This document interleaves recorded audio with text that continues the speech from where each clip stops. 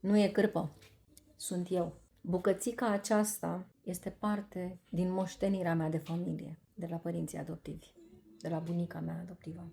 Am găsit-o acum, făcând curățenie prin casă. Este o față de masă pe care am adus-o din România, pe care am cărat-o în bagaje. Pentru cei care pleacă de acasă, știu cât de prețios este fiecare gram din bagajul de acasă. Ei bine, la mutarea în Finlanda, aceasta a fost unul din lucrurile pe care le-am luat în bagaj, la cală. Este de la bunica mea. Este o față de masă mare pe care mi-a făcut-o cadou la 18 ani. Și ori de câte ori mergeam la ea, croșeta. Mălinuța, mamaie, asta este pentru cadoul tău de 18 ani, când vei fi mare și vei fi la casa ta. Să-ți amintești de bunicuța ta care te iubește. Ei bine, iată, anii au trecut și am ales astăzi să pun această față de masă, să-mi onorez bunica. Încă ceva am mai făcut. Am găsit o altă față de masă de la bunica mea, biologică, bunica naturală care, la căsătoria noastră, ne-a făcut cadou din toți bănuții ei, ne-a făcut cadou această față de masă. Ei bine, două bunici, două rădăcini, două linii diferite și în același timp s-au unit în același dar, fără ca ele să știe sau să se cunoască personal. Extraordinar! Extraordinară oglindire. Și mai mult decât atât, am găsit și o față de masă pe care bunica lui Jonas i-a cusut-o cu iubire pentru el când va fi la casa lui. Și atunci am discutat împreună și am ales ca săptămâna aceasta să fie săptămâna în care pe masă este cadoul, fața de masă a bunicii mele, săptămâna viitoare a bunicii lui, iar apoi, prin rotație, să ne onorăm bunicii. Așa că, dragă om și minunat, tu ai primit vreo față de masă de la bunica? Îți amintești de bunica ta, de bunicele tale? Scrie-mi în comentariu ce ți amintești cel mai mult de ei. Îți mulțumesc!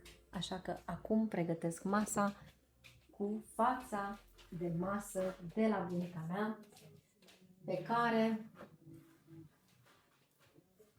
o pun aici cu toată iubirea. Aproape că ajunge. Să o vedem așa puțin, să o așezăm puțin. E puțin mai scurtă, dar e perfect așa.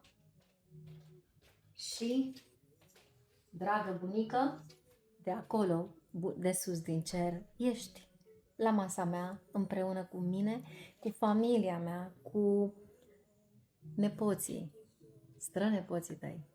Te iubesc, bunică dragă, și îți mulțumesc pentru fiecare ochi de macrame, pentru fiecare șnur împletit cu iubire pentru mine. Te îmbrățișez de acolo din ceruri și să știi că te iubesc.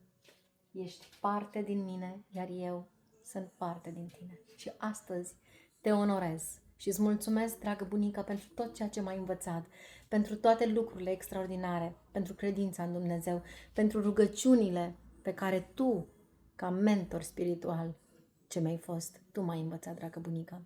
Tu m-ai învățat mersul la biserică, tu m-ai învățat conectarea cu îngerii, cu Dumnezeu. Tu m-ai învățat puterea rugăciunii, a stării de trezvie. Îți mulțumesc, bunică dragă. Alături de tine am putut spera, am putut să cred în mine, să cred în Dumnezeu, să mă pot agăța în toate timpurile și vremurile grele care au urmat. Îți mulțumesc, bunică dragă.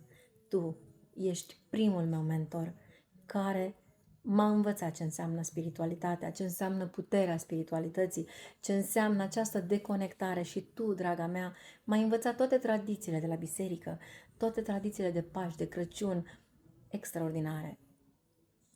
N-am să uit niciodată mirosul de cornulețe de casă pe care tu le făceai cu atâta iubire, ori de câte ori veneam în vizită la tine. N-am să uit de puiul pe care îl păstrai pentru mine, pe care îl cumpărai, mai ales că era pe sub mână pe atunci. Îți mulțumesc, bunică dragă, pentru fiecare bucată de carne pe care mi-o dăruiai mie, spunându-mi, nu mi-e foame, mamaie. Și tu mâncai lobodă sau ciorbă de diverse buruieni, ca să zic așa, și mie îmi păstrai ce era mai bun.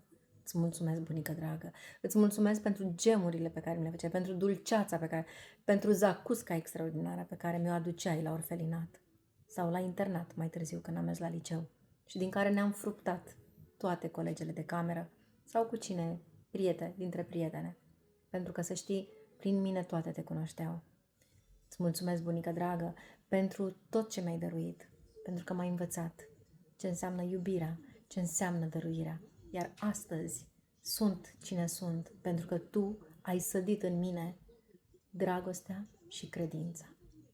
Te iubesc. Lasă-mi scris dacă ți amintești de bunica ta.